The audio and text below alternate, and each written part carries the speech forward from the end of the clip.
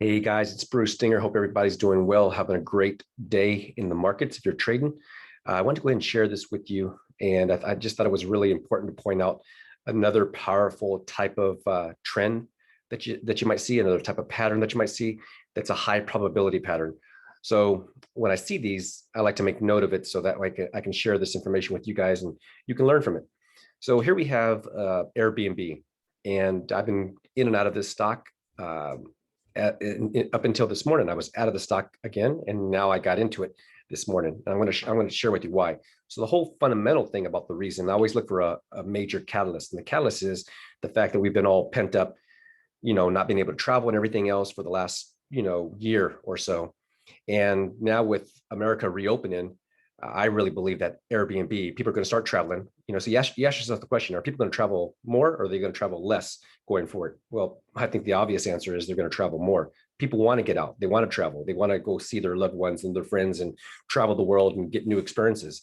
So Airbnb fits right into that. So I'm taking advantage of the fact that during the COVID-19, they had a major pullback. And now you can see they started bottoming down around this area here, around the May area. This is when I started getting into the trade, getting in, getting out.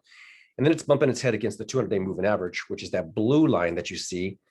And I wasn't going to trade it, but then I thought to myself, I started taking a look at other trends, other stocks that I've been into, like Teladoc and some of the other ones.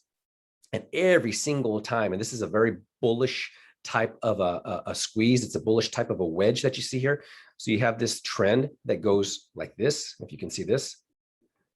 You have that bullish trend there. And then you have the 200-day moving average, which is kind of cutting right across. So going right across this wedge here, if you can see that.